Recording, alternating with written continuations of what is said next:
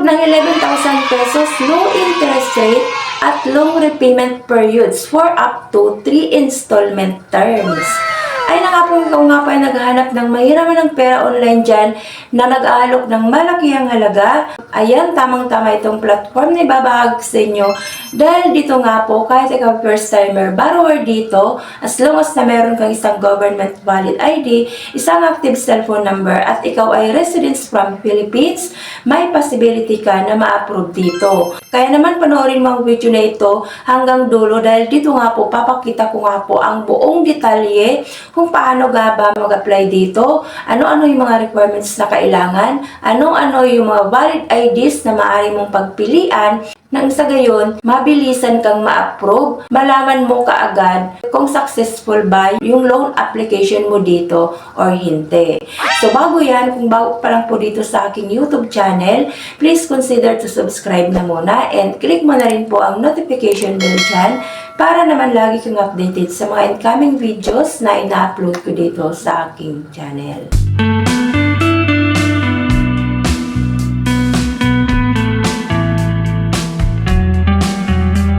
Disclaimer na muna, hindi po ako dito promoter at hindi rin po ako ente ng platform na ibabahagi ko sa inyo ngayon. So it's up to you na po or decision nyo na po yan kung still at the end of this video ay susubukan nyo ring applyan or hindi. So ang tinutukoy ko nga po na platform ay si Griffin Peso. So under po siya ni Copperstone Lending Incorporated. So ito po si Griffin Peso ay hindi po ito kasama doon sa mga platform na na-revoke last time na under ni Copperstone Lending Incorporated. And not searchable na rin po siya dyan sa Google Play Store dahil nakita ko nga lamang po ito using Facebook. At as of now nga po ay nag-rate na po siya dito ng 4.5 star at meron na rin pong 531,000 reviews. At umaabot nga daw po ng 5 million downloads. So dito titingnan natin kung safe nga rin ba silang hiraman ng pera or hindi. So, product information, nagpapaloan nga daw po ito starting from 2,000 up to 50,000 pesos. So, minimum terms, 91 days, short test, and maximum of 180 days. So, para makapag-start na nga tayo mag-apply dito, so, install po natin ito si Griffin Peso sa atin po mga cellphone. And after po yan, so, makikita nyo po yan dyan, yung permission statement nila. So, humihingi po sila ng permission to access your device, SMS, and makita nyo rin po dyan yung privacy agreement po nila. So, click lamang po yung confirm to continue. And dito nga po, pag ikaw ay first timer user dito, kailangan mo nga po dito mag-register using your cellphone number. And dito papadalan ko nga po ng OTP dyan, copy and paste lamang po and then sign in. And una nga dyan ay hihingan ka na kaagad ng personal information. So province of residence, city of residence, residential address, postcode, educational level, marital status, and number of children. Next ay work information. So profession, how long have you been working here, and monthly salary of income. And next ay emergency contact. So dito nga po tatlo nga lang po na contact person ang hinihingi dito ni Griffin Peso, including po yung relationship, yung full name, and then yung phone number ng contact person. So dito mga lalabs ko, so yung pinapaya po natin dito na yung mga malalapit na kamag-anak lamang po or as much as possible yung mga kasama nyo na lamang po sa bahay ang gawin yung contact list para naman mabilis nyo pong namumonitor kung sino-sino yung mga possible caller and texter na tatawag po sa kanila in case po na hanapin po kayo. And next nga po andyan ay credit standing. So dito tatanungin ka nga po kung meron ka bang credit history. Is it overdue in the past month? So maximum overdue days in the past month at total borrowing in the past month and number of loans in the past month. So ito po yung mga questions na tinatanong nila. So sagutin nyo na lamang po ito para po makapag-proceed po kayo. Next nga dyan ay hihingan ka na kagad ng ID information. ID type or recommended IDs nila. So makakapamili ka po dito kung unit ID ba or national ID, SSS ID, TIN number, passport, driving license, and postal ID. So mamimili lamang po kayo dyan and then i-upload nyo po. And next nga po ay bank information. So hingian po kayo dito ng channel method. So pwede po ang e-wallet at bank account. So, e-wallet nila available ay GCash, PayMaya, GrabPay, OmniPay, and CoinsPS. So, bank account naman, any bank account naman po yan. Kung meron kayo, ilalagay nyo lang yung bank account number and then bank account name.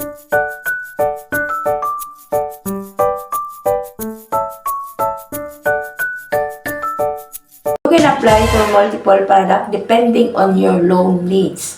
So, low interest rates at long term. So, quota rates ay nag-range nga daw from 600 up to 40,000 pesos. So, reference interest rate ay 0.80% and long term ay 180 up to 360 days. So, click lang natin itong apply. So, ayun na nga po lumabas na kaagad yung loan details. So, loan amount nga daw po na pre-approval dito sa akin ay 11,000 pesos. So, loan term, 180 days. Amount received ay 10,991. And interest nga daw po ay 1,584. Service fee ay 9 pesos. At ayun, nagbigay na rin po siya kagad ng repayment plan. So, binigay nga po niya sa akin ay 3 installment terms. So, yung unang repayment period ko is on November 20, 2024. Amount due ko daw ay 2,097 and principal due ay 1,833 at interest nga ay 264. And second installment ko is on December 20, 2024, same as 2,097 amount due and principal due ay 1,833 at interest due ay 264 ulit. And 3 installment ko is on January 19, 2025, which is na amount due ay 2,097, principal due same as 1,833 at interest due ay 264. So medyo mababa nga po mga lads. Kung nakita nyo na nga po itong loan details, so pag-isipan nyo na po, aralin nyo na kaagad ora mismo kung makakatulong ba ito sa inyo financially. Dahil dito nga po, ayan, na-specify naman nila ng malinaw na feeling ko naman is maganda nga naman po siya na offer dahil loan term niya ay 180 days tapos amount received ay 10,991 which is na ang interest lang ng 11,000 ay pumapatak lang ng 1,584 at yung service fee niya ay napakababa din, which is na 9 pesos na lamang. At kung titingnan nyo rin dito mga lalabs ko sa repayment plan, so ang baba din ng hulugan mo monthly. Dahil nasa 2,097 lamang din yung amount due mo per month.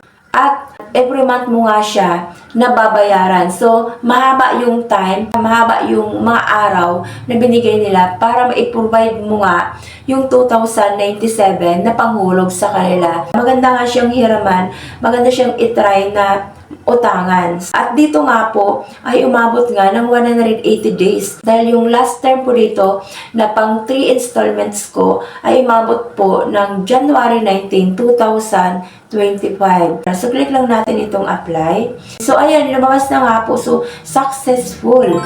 So, in the loan processing, the final approved amount depends on your credit assessment. So, maintaining a good credit record can increase the approved loan amount. So, dito nga po, so pinaalala na nga po nila kagad na yung pinaka-final approval nga daw po, nakadepende pa rin po doon sa credit assessment. So, kailangan daw po pala na maganda yung credit standing mo at good payer ka para nga daw tumaas yung loan approval na i-offer, na ibibigay nila sa iyo. So, ayun na po mga lalabs ko. So, aralin nyo na po kagad, pag-isipan nyo kung sadya nga ba na makakatulong sa inyo ito financially dahil para sa akin, okay po siyang hiraman ng pera. So, it's up to you na po or nasa inyong decision pa rin po yan kung still ay susubukan nyo rin po itong hiraman or hindi. So, ayun na po muna mga lalabs ko. So, sana nakatulong yung video na ito.